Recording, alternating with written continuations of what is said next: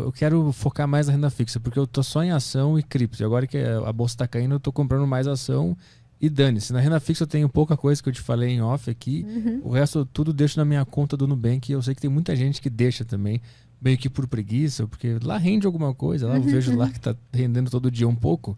É a melhor alternativa deixar lá no Nubank? O que a gente tem que fazer com a nossa grana? Não, assim, tem vários bancos, né? Inclusive bancos de pagamento que que te dão rentabilidade se você deixar o dinheiro parado na conta. Geralmente, esse dinheiro ele vai para uma compromissada do Banco Central. Então, esse dinheiro tem lastros em títulos do governo. Então, costuma ser seguro.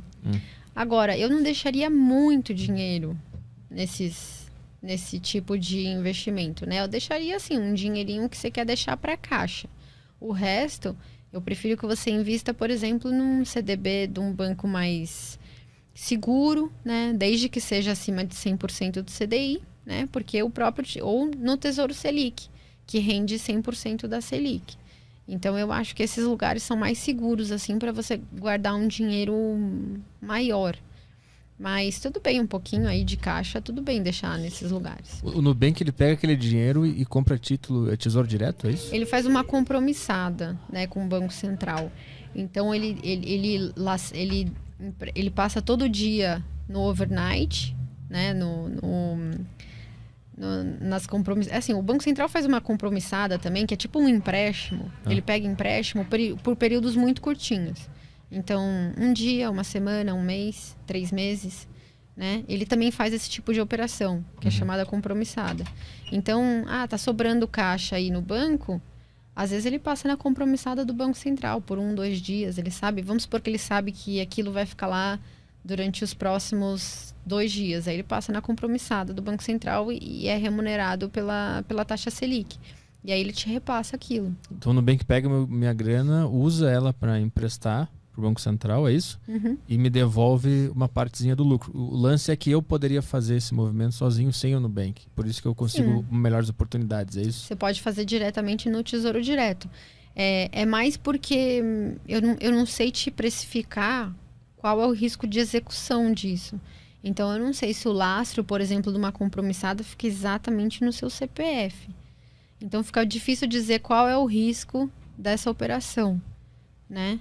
Dessa operação do Nubank pegando a minha grana e Isso. fazendo. Então é melhor deixar minha reserva de emergência em outro lugar. Eu pensando em rentabilidade para mim mesmo. Não, em rentabilidade vai render a mesma coisa. Se o Nubank te rende 100% do CDI e você e você prefere investir num Tesouro Selic, você vai render 100% da Selic, que é grosso modo a mesma taxa de 100% do CDI. Se você deixar no Tesouro Direto, a B3, para investimentos acima de R$10.000, a B3 te cobra uma taxa de 0,25% ao ano. Então, é uma taxa pequenininha, mas ela existe. Então, essas contas pagamento, essa conta remunerada do Nubank, ou um CDB de liquidez diária acima do 100% do CDI, acabam rendendo um pouquinho mais, né? 0,25% a mais do que os títulos do Tesouro Direto. Mas, em compensação, no título... se você for comparar o risco tesouro-governo com o risco de um banco, né? Que é o emissor do CDB, o governo é mais seguro. Então, compensa, entendeu? Em termos de segurança, compensa. O governo é mais seguro? Ele é bem mais seguro, porque imagina que a gente está numa crise gigantesca. E o governo precisa pagar os juros do empréstimo. Nessa situação, o governo pode fazer... Ele tem várias coisas que ele pode fazer para pagar aquele empréstimo para você. Por exemplo, emitir dinheiro. Ele pode simplesmente emitir dinheiro e te pagar o empréstimo. Então, é muito difícil você ficar sem receber o seu empréstimo. Ele pode aumentar os impostos. Ele pode pedir dinheiro com entidades internacionais, por exemplo, o FMI. O banco não pode nem emitir dinheiro, nem pedir empréstimo para o FMI e nem aumentar os impostos. O banco não pode fazer nada disso. Então, o banco ele tem mais risco de quebrar do que o governo. Entendi. Entendeu? O governo, é muito difícil um governo quebrar. Ele sempre dá um jeito. Ele dá um jeito. Já aconteceu de algum tesouro direto quebrar ou não ser pago? Já, o governo da Argentina recentemente não pagou uma dívida. Com os investidores. Com os investidores. É uma loucura. O da Venezuela também. E o que o cara faz se isso acontece? Ele fala, devo, não nego, pago quando puder. Ou então ele fala assim, vamos reestruturar a nossa dívida. Ao invés de eu te pagar agora, eu vou te pagar daqui a 30 anos. Putz, e o cidadão que investiu só não tem para quem recorrer. Já era aquele dinheiro. Ele tem que esperar. Ele tem que esperar. Mas aí o que vai acontecer? O próximo dinheiro que esse governo precisar, e esse governo frequentemente precisa, né? Porque se ele tá com uma dívida tão alta assim, é porque ele tá gastando muito mais do que ele arrecada. O próximo dinheiro que ele precisar, ninguém vai querer emprestar. Uhum. E aí ele vai quebrar completamente. Ele não vai conseguir, às vezes, nem pagar funcionário público, porque ninguém mais vai querer emprestar dinheiro para ele. Então, também não é do incentivo do governo mal pagador que ele dê default. Por isso que vários países, ao invés de ele dar default, ele imprime dinheiro. Ou então ele pega dinheiro com o FMI. Ou então ele renegocia com alguns credores, né? Para não dar o calote. Porque dar o calote é muito ruim, porque você nunca mais vai receber dinheiro dos investidores, né? Eu tô vendo algumas coisas sobre investir nos Estados Unidos, na bolsa de lá. E eu já vi vários canais do YouTube falando que é muito melhor investir lá do que na bolsa brasileira. Na renda fixa, isso também é uma realidade? Tem algum país... É melhor botar a grana lá fora do que deixar aqui dentro? Não, para você ter uma ideia, se você investe num Tesouro Selic da vida brasileiro, hoje você recebe 7,75% ao ano.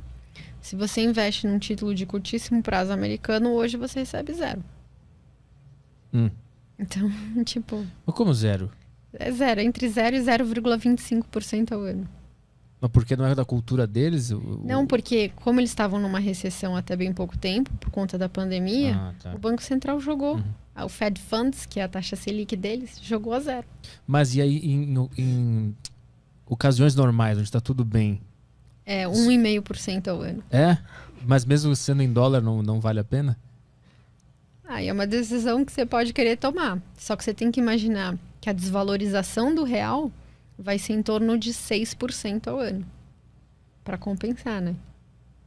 Se aqui sim. Paga 7 e lá paga 1, a desvalorização cambial tem que ser 6% ao ano. Para valer a pena você investir lá e não aqui. E tem como o cidadão do Brasil investir no governo americano? É possível? É fácil?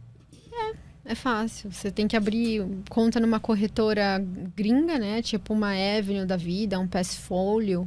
Eu tenho esse aí. Então.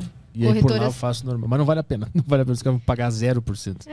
Um título, por exemplo, de 30 anos paga acho que 2% ao ano. Caralho.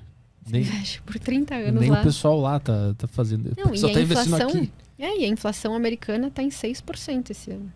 No 12 meses acumulado. E aqui tá quanto? Aqui tá 10%. Pois é. A inflação tá sendo um fenômeno global agora.